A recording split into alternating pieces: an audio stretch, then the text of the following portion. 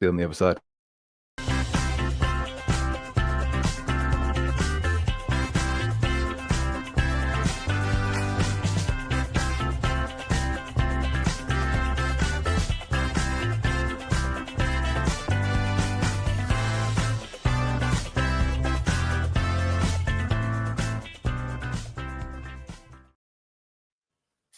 Hello everyone, welcome back to another episode of Beyond the Barclay with me, Jez Davies. I'm joined with my illustrious co-host and the coolest man in Deerham, Morgan Hewitt. Hello Morgan. Hello buddy, how are you? Yeah, good, thank you very much. Just talk to us a little bit about your day today, what you've been up to. Today? Yeah. Went into the community shop in the Forum, on the Store City community shop. Talked to Andy. Always a pleasure. Love that guy. Love that family. Jacob, Sharon, Andy, the Bowles.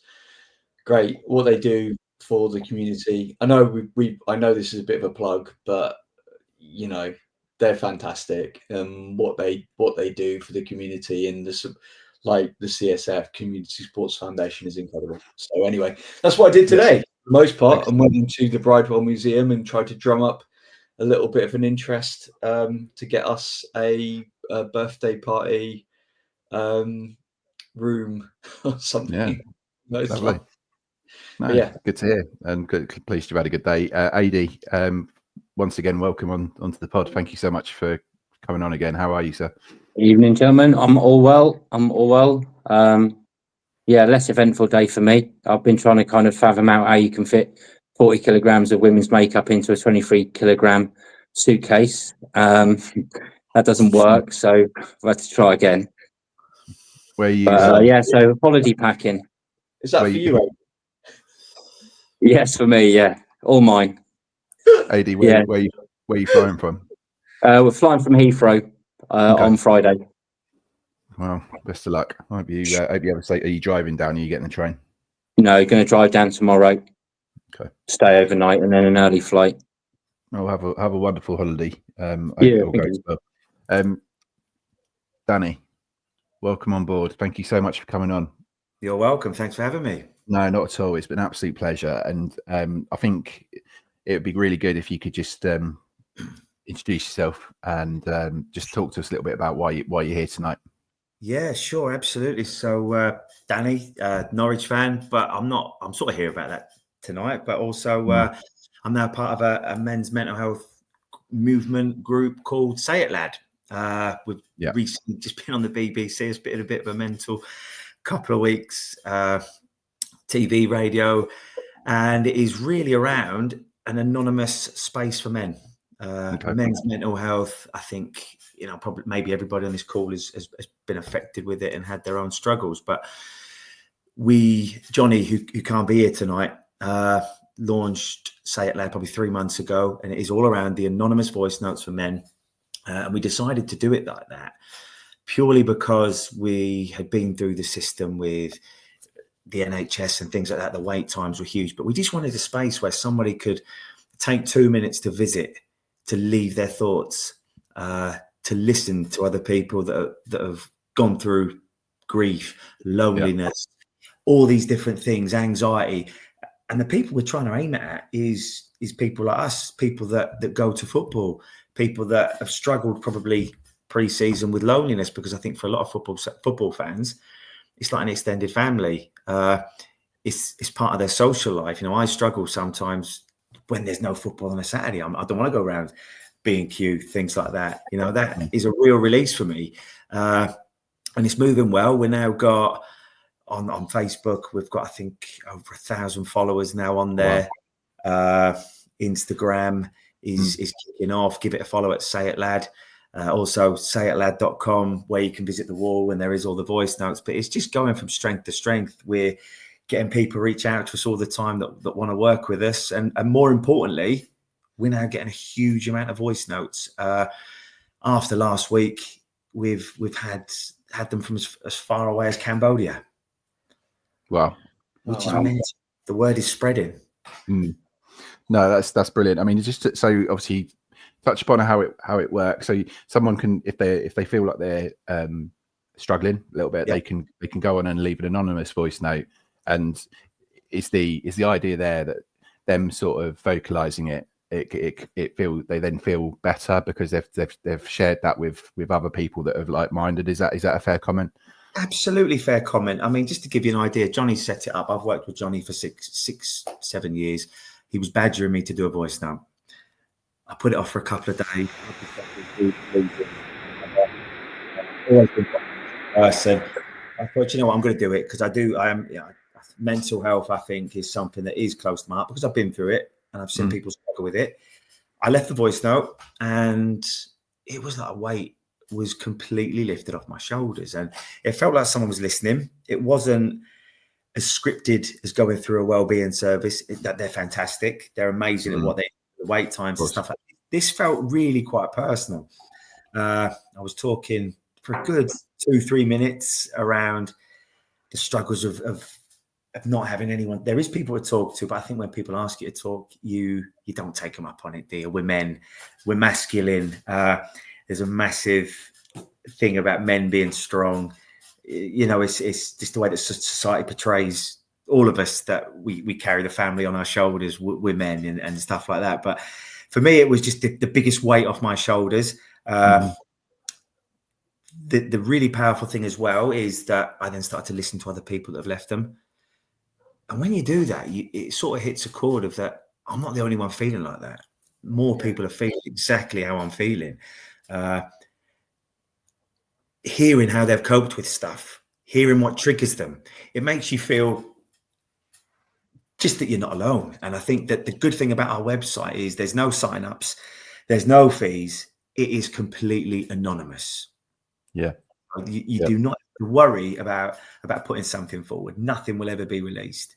And so far, as I say, the wall on our website at sayoutloud.com, we're gathering so much pace. There is an abundance of voice notes there, some 30 seconds long, some 5 minutes. They vary from grief, loneliness, gambling problems, absolutely anything that you can name that would trigger mental health issues.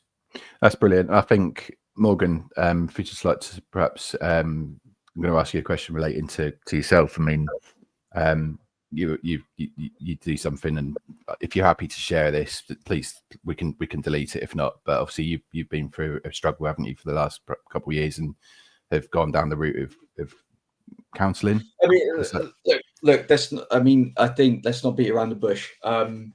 I'm more than happy to share my story. And I didn't want to put you on the spot, so I'm sorry about that. It's fine. I have had, I was made redundant last February, from a role that I threw myself into. I'm not going to go into the intrinsics as to everything else because I don't want to. It's not about me, but it was a real struggle. My dad got sick last year, and you know that my world was turned upside down, frankly, and I turned to the bottle. I mean, like Ady's come on and been frank with us on a previous episode, and the one of our last season, one of our previous episodes was with a former player called Drew Broughton. Now, Drew Broughton's episode was the episode that I realized I had an issue this year, and then Ady's episode really hammered that home. So I have sought help.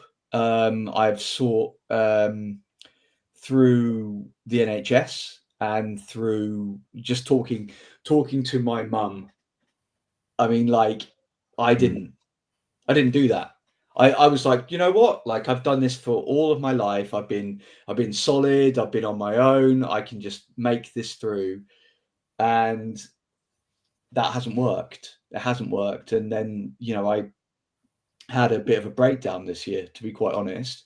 And if it wasn't for this podcast, it wasn't for Jez, it wasn't for Jez's chase of me, I don't know where I'd be right now. Like, this podcast means the world to me, and it is you know, talking to fans and realizing that you're giving something back to the community, the footballing community, but it isn't just about the game.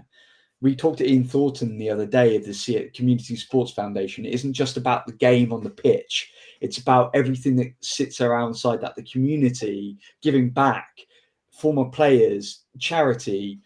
You know, I lost that sight. And I think that that's one of the main reasons that I had this breakdown. And also not talking to my family, not talking to people, like just not opening up. And wearing that burden on my shoulders. So, you know, and then the easiest thing to do, and like, Ady, I'm going to bring you into this because I know you've been there, but like, you know, turning to the bottle and going, you know what, this is the easiest way out to numb my feelings, because right now, like, this is what I need. And I don't give a shit, like, if this is too much for some, but you know, this is the reality of it. And, you know, I have to go from living in London to living in Norfolk like that. And like, I live in Durham, and it's a very isolated place.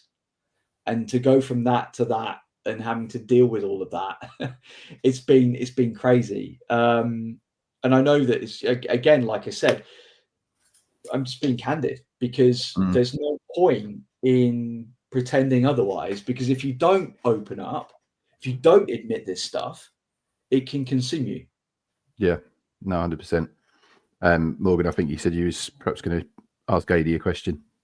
Yeah, I mean, you know, you talk openly about your alcoholism on the podcast. I mean, I don't want to put you on the spot, Ady, but please, can you sort of I think, you know, I mean, it's brilliant, you know, you what you've done, the reaching out, and I think obviously linking into to Say It Lad and Danny as well, like my experience in AA was very similar to kind of what we've spoken about, in that that real weight lifted off my shoulders once I said out loud I was an alcoholic to people, because once that was out there, it was out there. And then also through saying that, realizing that I wasn't alone and I wasn't the only one, and that there was other people around me that were going through or had gone through similar. And so that gave me something that I probably hadn't had for years and years and years. And I think it's the one thing that's kind of missing, which could potentially, you know, prolong, you know, mental health difficulties that people will encounter, is that lack of hope. And that hope in myself, and that hope in what the future looks like. And I kind of got a little bit of that with my first AA meeting. And what I quickly learned, and sort of relates to what you were speaking about with your experience, is that, you know, people look at people that drink a lot and think that, you know, they've got a drink problem. It was the opposite for me. I had a drink solution. And so what alcohol became was my solution. And what I really needed was a different solution. And so the initial solution for me was reaching out, was telling somebody, and then talking openly about it. And, you know, progressively it got easier. And I'm so okay about talking about it now, because you literally don't know who's listening and what they're encountering themselves at the moment, because there might be somebody that is where I was 10 years ago, and they just needed somebody to tell them that there is another way, and that, you know, it can be okay, but, you know, it's not something that you can do on your own. You need to reach out, and you need to speak to somebody, anybody that you trust. And then that journey of becoming better, and, you know, recovery and stuff like that can begin. And the length of that time is different for people. But my experiences over the years, it's gotten easier and much better. And, you know, I'm okay to talk about it, but I'm obviously well aware that there's lots and lots of people that aren't. And I think, you know, if saying it out loud that, you know, it's okay to talk about it and it doesn't make you weak, you know, then if that's what people need to hear, that's what it was like for me. Thank you, Ady. I mean, Dan, it's sort of back to you, Danny. I mean, I think we sort of talked about, you know, for covered question 2 really well, actually. But I think sort of question 3, what would you say are the next steps for the Say It Lad movement, and where do you see it going? I think at the minute we're just wanting to get as much exposure as we possibly can. As I said, the Facebook page is picking up, the voice notes that we're getting going through the roof. We just want to grow.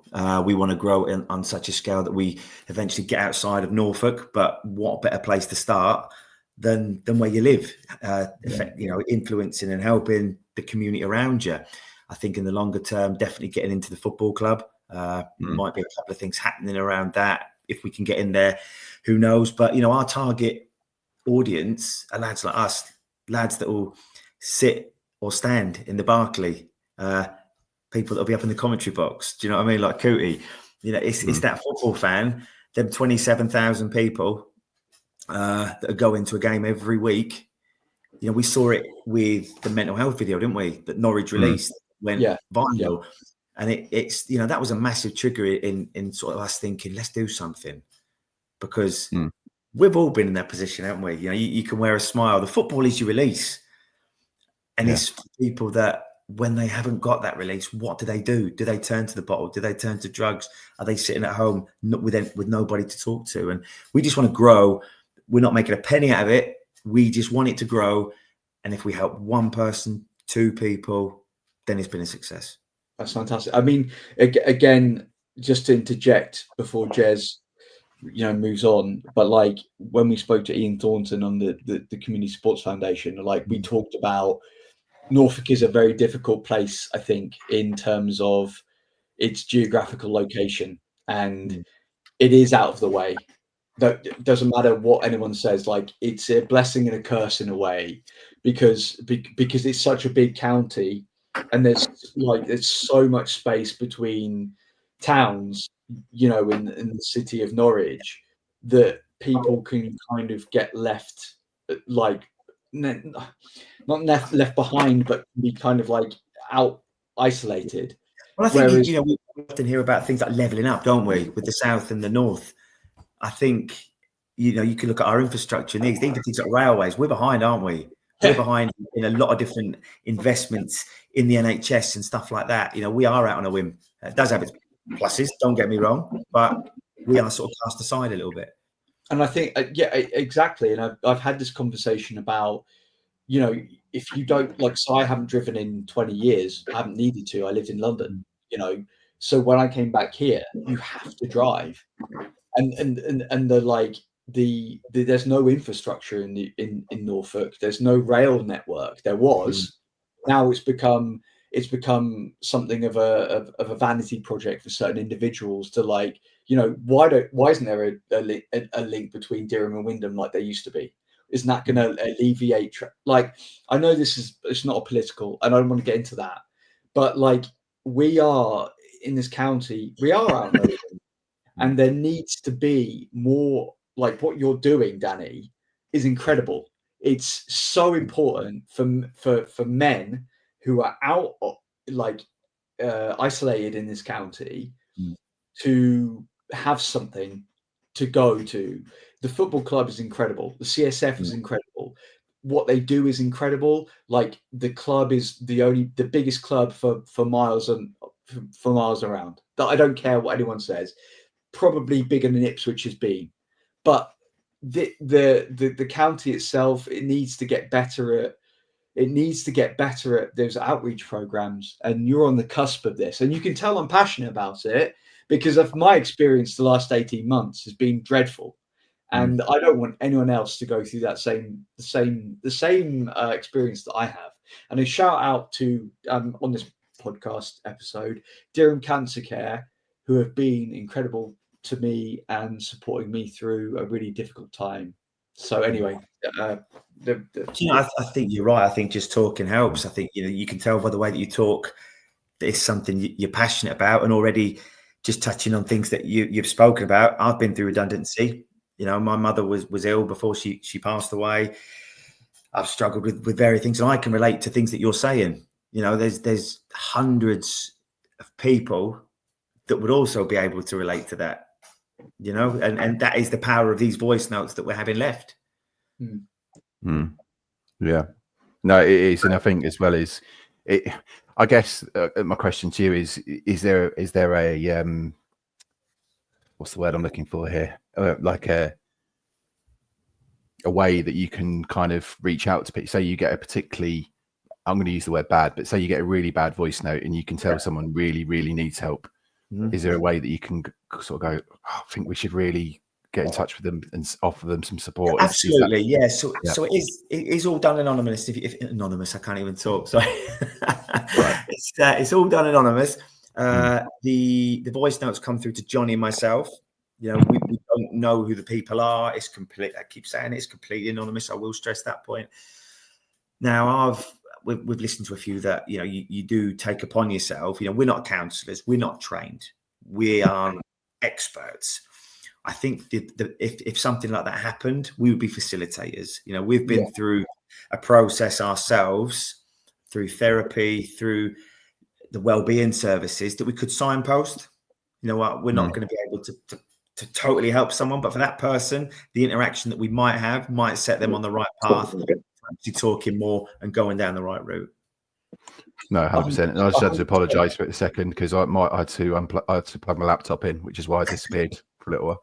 Otherwise, you would have lost me. It was the lesser of two evils. Sorry, Morgan.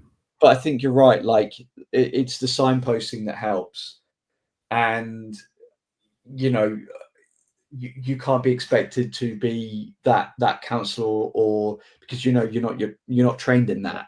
No. And like, since me and Jez have done this podcast with the incredible Ady, Killian, Ollie, Izzy, and Ben and Ruben Clark, you know what we've tried to do with this podcast is not provide answers, but to signpost. You know, say like, how do you get involved with the CSF? This podcast right now, you can tell, like, and obviously we spoke to Amber's Army yesterday, when this will go out at a different time, but it's so important to raise awareness of these things. You know, we don't have the answers. I don't have the answers. I can barely look after myself, but like, we can try to help people and signpost them in the right direction, and that's the most important thing you can do, and the best thing you can do, I think. Yeah, it's all without judgment. You know, I think the world would be a better place if we all helped each other. Do you know? And this is hopefully going a long way to that happening. You know, it's some of the voice notes you get through instantly. You're thinking, I can relate to that. You know, that's something that I maybe could help with, and you do have a little interaction if need be. But you know, ultimately, it is going to go on the website anonymously. And they'll feel better for just talking about it. Like I think you've said, Morgan, you know, you've been through stuff yourself, and just talking about stuff is a weight off your shoulders. You know, it's almost like with the voice note, the way that we do it, it's almost like you're sitting around a pub table with your mates. And I think that's the problem. And I don't know, like, and I'll throw this out to the rest of you guys, but like, as a guy, there's almost like this notion that the word mental health gets thrown around a lot. And so it's almost like it loses its power, because it's like, well, you know, I need a mental health day. And no disrespect to that individual who has said that. But I think that there's an element to society now where some people lean on that and go, oh, I need my, you know, it's a mental health thing. It's, you know, and it's almost like a crutch or an excuse. And I think I certainly think it's diluted that element. And I know that sounds a bit controversial, but that's from my experience. You know, my mum in the past, God love her, has said, oh, you know, mental health, whatever. But it's like I'm not in the great space right now, and I almost feel like an element of shame to say that right now like things suck and I can't do this on my own. It's a taboo, isn't it? I think I think it is. I think when people say, and sometimes they don't, and that's on the worst. It's actually worse when that happens. When they go, yeah, no, I'm all right. It's all right. Don't worry, I'll be fine. I'm the, you know, I can get over this and stuff. Like chuck anything you want at me is fine. They're the worst ones, because eventually it will just eat you up, and all of a sudden, bang. And I think that sometimes is you know, being that sort of trained professional that can sort of, not even trained professional, but just being a human being and just noticing if someone's a little bit, you know, I speak, you know, I walk into trampoline parks where the majority of our staff are aged between 16 and 20, 21 maybe. And it's sort of like, I can tell if they're struggling. And it's just human nature, isn't it? And I don't know whether that's coming from a position of, you know, having that experience of doing that, or whether it's just, you know, wherever else. But I think, as Morgan says, I just think it's so important that we just look out for each other, 100%. Just before we move on to obviously talk about Norwich, I mean, and this is for you, Danny, what sort of role do you think football clubs, and not necessarily just Norwich City, but what professional clubs, what sort of role do you think they can play in this? I think they play a massive part. I think you only have to look at the work that the CSF do around mental health, around dementia, things like that. I think they play the biggest part in a community. And I think it's such a shame when you see things like that are happening at Sheffield Wednesday and at Morecambe, because the football clubs are a pillar of the community. They are people's release. You make friends from going to football. You're around people. You'll talk to people. Somebody might not see somebody from Monday to Friday, but they go Saturday and they're sitting next to somebody that they can talk to. You've all got one common interest. The role that football can play with the exposure, huge, absolutely huge. Players are suffering from it. You know, it's not just restricted to the man in the stand. You know, there's players that, you look at someone like Marcus Rashford, he's struggled massively. You know, we think they've got all the money in the world, they have all the nice things. Mental health's more than that. You know, you can appear to have everything, but if you're feeling lonely, if you're feeling anxious, it's the worst place in the world to be. Can I just, and this is probably a little bit close to the bone, but can I throw that over to Ady? Because you've been both. You've been a player and you've been a spectator. So can you just divulge a little bit of the expectations on your shoulders? I think had I identified when I was playing that I had a real issue with alcohol, which I probably knew in the back of my mind, but I just wasn't prepared to go there for lots of reasons. It'd have been interesting to see how it would have been. I mean, I wouldn't have been afraid to have come out and discuss it, but I think things had to get a lot worse for me before they got better. And, you know, that's not to say that that's the same journey for everybody, but that's just how it was for me. Had I have reached out when I played football, I remember a scene, I think it was Ted Lasso it was in, when one of the players was holding on to something for a long time. And his best mate was like, why didn't you tell me? And he was, well, you know, 99% of me was absolutely sure you'd give me a really positive response, but there was that 1% doubt in my mind that you would react badly to it. And I think we all carry that 1% doubt, you know, so when it comes to opening up or talking to people, that 1% weighs much heavier than the 99% potentially. Certainly kind of how it was for me. And Danny, we worked together, didn't we? And we worked together probably during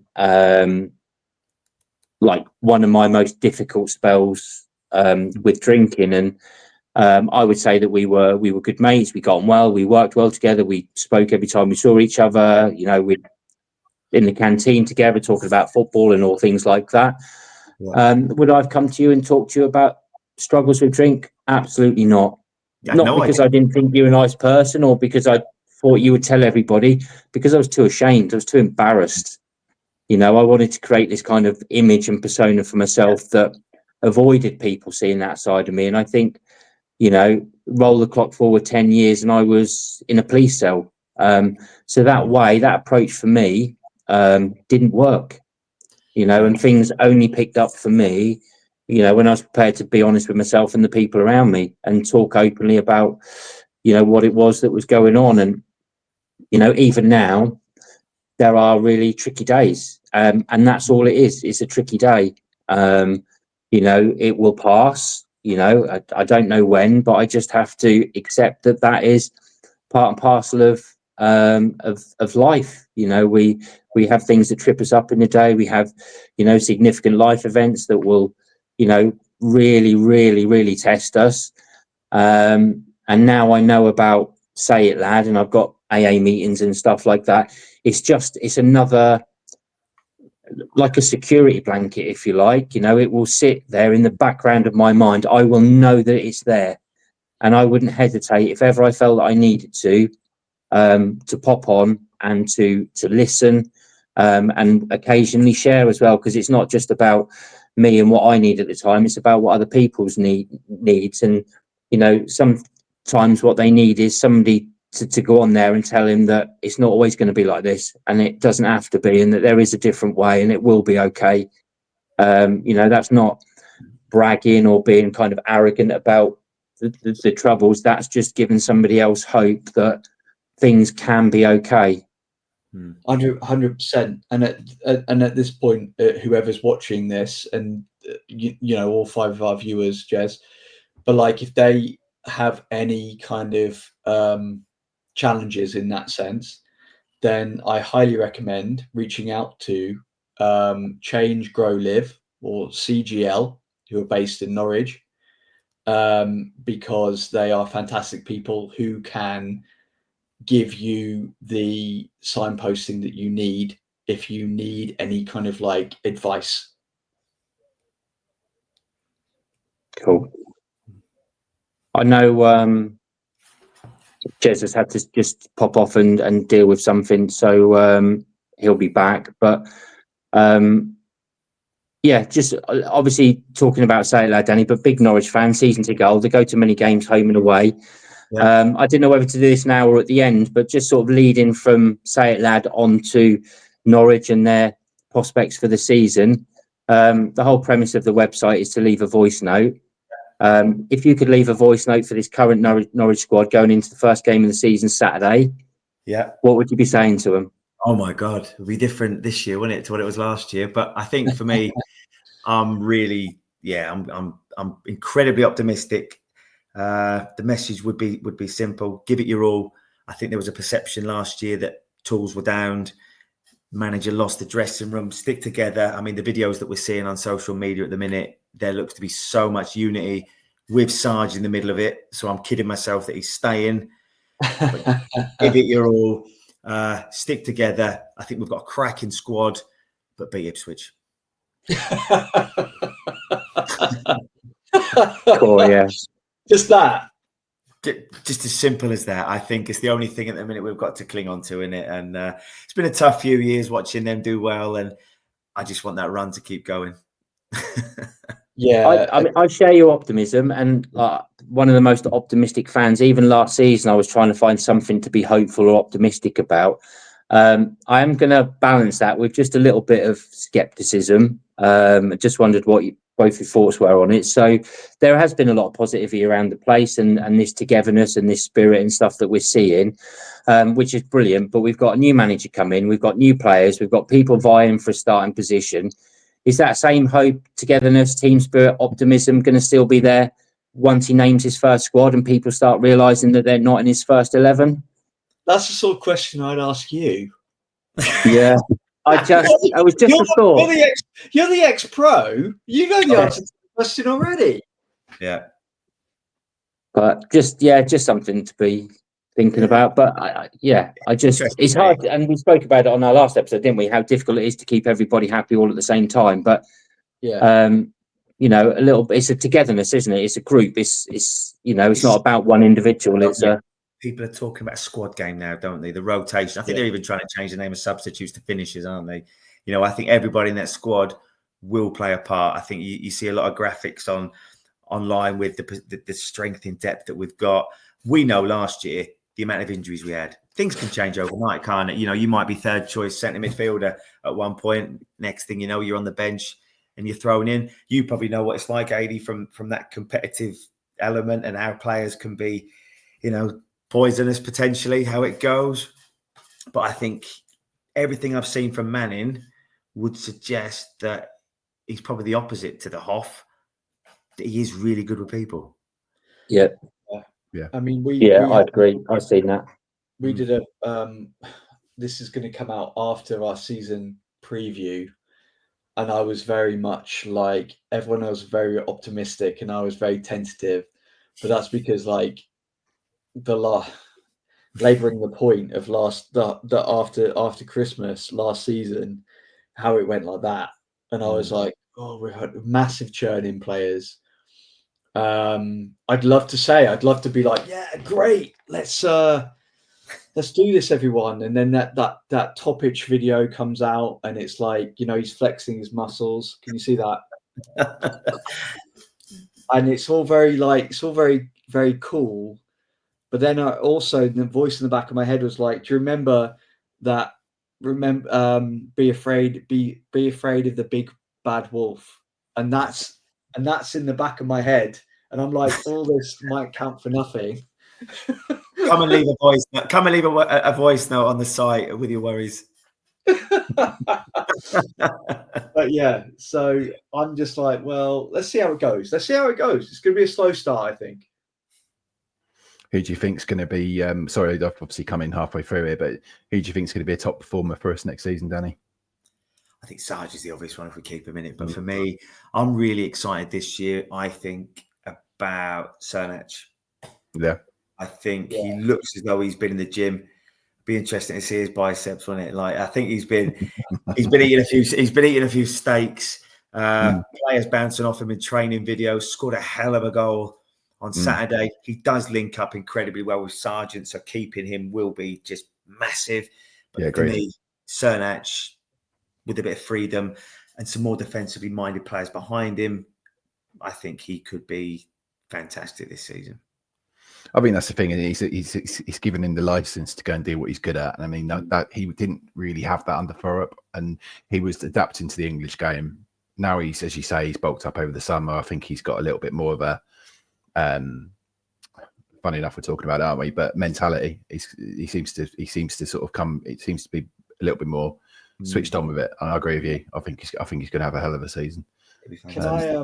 Can I throw something into the mix that's going to be controversial, and Jez is going to give me some stick for it, but I don't care. Don't throw it too hard, because I've seen them biceps. I don't need to break anything. The front of a popular tabloid today. You ready for this? They say unofficial preview of the 2025-26 EFL season. Just have a gander at that and see what club's missing. Right, there isn't Norwich, is there? No, am we? But then do you know what? I quite like that though, because every time we've got promoted, I think every time we've got promoted, we've always done it under the radar. It's only been like towards the end of the season, they're going, oh, bloody hell, Norwich are top of the league here. They're like 5 or 6 points clear. Nah, that's all right. They'll go on a losing streak. We never did those years. So actually, let's just go under the radar as much as possible. So there are other tabloid papers available. The best one being EDP, Eastern Daily Press. Yeah. Big shout out for those guys. So I mean, just bringing it back just before we finish to Norwich City. To Say It Lad. How would you see that collaboration happening with Norwich City, Danny? If you're allowed, I mean, obviously, I know you said something's in the fire already, but like, how would you see it? Listen, I think it's simple. I think we just wanted much exposure. I think if there's posters around the ground, the traffic that we will get inside that stadium of somebody that could just scan a QR code, they're in. That's that. There's no sign-ups. There's nothing. It is really simple. We don't want to overcomplicate it. You know, I'm a 43-year-old man now. I'm not amazing with technology or anything like that. Just keep it simple. Keep the message simple. Keep the message clear. Just get behind the movement and raise the profile. Yeah. I think a good idea would be like pubs and clubs and stuff as well. And, you know, I know it's a very different message, but obviously ask Angela. I'm sure you guys have all heard of that. And I know it's a very different thing, but it works. You know, that kind of thing works. So why wouldn't it work for Say It Lad, having that just behind the bar, you know? Yeah, absolutely. I think the way we're trying to be different is the voice note element. There's so many good men's mental health groups out there now that we're just trying to be a little bit different. I think all exposure is good, no matter what we do. We're at the Old Buckingham Festival on Sunday, I believe. I think is Chris Moyles is there. The Hosiers, try and say that without a Norfolk accent. They're there, so it's going to be good. So if anybody's there or was there, because I think this is going out after, hopefully we'll see a few people. I'll tell you what would be a good idea as well is having, at train stations, you have or even phone boxes that don't get used anymore, having them as booths where people could just go and say their thoughts and say it into a device that, links into. I think we're working, Robin Sainty from the Trust. I've known Robin years. He's approached me and I think we're going to try and get a hub outside the ground on a match day. We're also working with the CSF potentially to see how we can link up with them. So there's going to be a lot of opportunity hopefully coming our way. And do you know what? Reach out to me, reach out to Johnny if you've got any ideas, if you've got any contacts, if you've got anything that you feel as though you can add with marketing, web design, reach out and help. It's tough now. We're getting busier. Yeah, no, 100%. I'm a product designer, so I can give you a hand if you want, if you need some input. Perfect. The more hands, the more minds, the better. Okay, Danny, just before we finish, I'm going to hand over to Morgan for the random. I usually give people a little bit more notice than this. Actually, hang on a second, Ady, you've got your question. So, we've done it. Oh, did right, okay. Yeah. Right, fair enough. Did you turn the chair around and sing a theme tune for it? I did not. No. That's a shame. That's a shame. All right. So, but Morgan does have to turn his chair around and sing the theme tune. So I'm going to hand you over to Morgan for the random question of the week. I like the fact you go has to. That's part of it, isn't it? Yes. Get ready for this, Danny.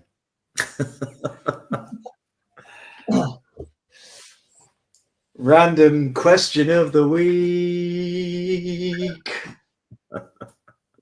It's my best one. It's been my best one for a while. So if you had to pick the best lad of all time, who would that be and why? Yeah, it's easy for me. I think. Yeah, I know his answer. I think Coote can tell you just based on my social media this last week. I've seen Oasis 3 times. Greatest lad in the world would have to be Liam Gallagher. Yeah. And you knew that, didn't you? I did. Brilliant. Yeah, without doubt, be Liam. That's a good. Did you enjoy the concert, Danny? They were incredible, and I think linking it to mental health, for them 2 hours of them gigs, you forgot about everything. Music is such a fantastic release in it, and it's taken me back. I was 16 again, like I was at Earl's Court all them years ago, just watching them bang song after song. Took my daughter Saturday, which was a dream. Dads dream about Wembley Way, don't they, with their boys, an FA Cup final. Mine was taking my daughter to an Oasis concert. That's amazing, mate. I live in Nebworth in Hertfordshire, so I'm obviously really hoping that next year, because there's been a lot of rumours they might be coming to Nebworth again next year, which would just be incredible, wouldn't it? So I might need your garden with a tent. Oh, mate, I think you won't be the first and you won't be the last that's asked that. So you'd be more than welcome. Thank you. Ady, who'd be yours? Oh, sorry, Morgan, I'm stealing your thunder here. That's right, you're wearing a Dortmund shirt, so it's fine. Ady, who's your best lad of all time? Oh, God. I mean, I've got one, but none of you can know who he is. And so it just... Can I think of somebody else? No, tell us the one that you... Yeah, so... I mean, those that know me know that I'm a huge NFL fan as well as football. And I was going to mention to Danny when we were talking about squad games and stuff like that, in the NFL, they actually bring on a team just to kick the ball and then take them off again. Yeah. And they have a roster of players specifically for defending and a roster of players specifically for attacking. And so it feels like we're moving a little bit towards that. But anyway, team I follow, New Orleans Saints. I started following them in 2006, I think. Switched on Sky. There was an NFL match on. I'd watched it before as a kid, but not much since. New Orleans Saints were going back to their stadium for the first time since the hurricane in New Orleans. Yeah. They'd used it as a shelter for people. And they were playing their divisional rival. So, the return to the stadium, the atmosphere, everything about it just hooked me in. And so it was just amazing watching this team. And so from that moment on, I followed them, not knowing that they were absolute garbage. Like, they've been probably the 32nd ranked team out of 32 for ages. And even their head coach before, their new head coach, went on YouTube and said something along those lines about how rubbish the team was. Anyway, they had a rebuild, not just in New Orleans, but within the franchise, and they brought in a quarterback called Drew Brees. And within 3 or 4 years, his mentality, his sort of work ethic, his everything about him took them on to win the Super Bowl. It was unheard of. Like, they'd won it once, and it's the only time they've won it. So I got really into him. He was an exciting player to watch, read some of his books, listened to some of his audio books, watched his interviews, and just the way he carried himself, like the way he conducted himself, the way he was around other people, you know, the drive within him, but the respect, the attitude, all of his values just matched with mine. And so for a long, long while, he's retired now, but he was a real hero of mine. That's amazing. I love that. I love that, like, that random connection that you find with sort of players like that. I mean, I remember, I don't know if you ever, like, during lockdown, the first lockdown, that documentary series came out about the Chicago Bulls, and what a documentary series. Like, I know that it was very pro Jordan, but Scotty, like, talking Scottie Pippen, Dennis Rodman, these players that they were just, Dennis Rodman in particular, a bit of a crazy horse, right? A bit eccentric. People wrote him off, but what a player. And he proved people wrong. And as part of this, like, this Bulls team that were, like, all empowering. But, like, I remember what that documentary meant for me was just the memories of the mid-90s, and, like, being back in Durham, and just like this otherworldly thing coming into play. It just reminded me of growing up on the Scarning estate and how much I loved it. Like, that documentary was just incredible. I love it. And sorry, Ady, like, I know what you mean. It captures your imagination. Yeah, definitely. Jez? Yeah. I've got two. So following Danny's music theme, Richard Ashcroft, because he's just brilliant. And you know, we've just secured tickets to go and watch him at the O2 in March, which will be for my my birthday. Love it. And the number that I won't say. And Ronnie O'Sullivan, because he's simply the greatest sportsman alive at the moment in his field. Well, in fact, yeah, I mean, I hope that he beats Stephen Hendry's, and I think there's one other person's record to be the leader of the most world championships he's currently level. But there's not a natural talent in any sport like that, in the sense that, yeah, of course he loses, but that's more, you know, it brings it around nicely to what we've been talking about tonight. But, you know, that's the mental side of him, but phenomenal talent. Yeah, just brilliant. So yeah, he'd be mine. Morgan, was yours what you just? No, I think just in general, like, any coach or musician or teacher, mentor. I know this sounds a bit lame, but we're here. Anyone that can, like, that can instill a sense of calm and an element of, like, and again, like, when this goes out, I'm sure I'll get pelters. I'm sure people will be like, what the fuck? But, like, just install an element of self-awareness and actualization and calm on a day-to-day basis. Like, I can't remember the head coach of the Bulls at the time, Phil. His name was Phil something, but The Last Dance, he wrote you know, his last season, he called it The Last Dance, but it was all based in Buddhist and spiritual philosophy about just taking that time, just breathing, just realizing where you are as an individual. And that's what makes some of the best sports people. Like, 100%. You know, Jordan had an ability to just be in the moment, right? I'm sure Harry Kane is the same. And as a, like, going back to Danny, like, it's about having that ability to just try to breathe and be in that moment. And you know, that can be a teacher, a mentor, it can be a sports person, it can be anyone. That for me is the most powerful thing. Like, if you can help someone just be in the now, take that space, breathe, and then move on. And I know it's hard. It's hard to do. I spend a few days a week trying to meditate. It's not because I'm trying to be like New Age or whatever, but it's just not letting that get in the way. Of course. Yeah, no, 100%. Thank you, Morgan. Danny, just before we finish, is there anyone you want to sort of give a shout out to, or you know, just plug your? Yeah, again, thanks for having me on, gents. I think it's been a really enjoyable 45, 50 minutes. It's been fantastic. Yes, thanks for having us on. Sayoutloud.com. If you go there, you can have a little look about the website. Really, really simple. 2 buttons to leave a voice note. You'll be directed through to the WhatsApp. If you send a blank message to that, you'll then get some prompts. Take as many times as you need. Completely confidential, anonymous. Shout outs to Johnny, who can't be here tonight. Unfortunately, he's working. It was his brainchild. What an idea. And I'm just delighted to be a part of it.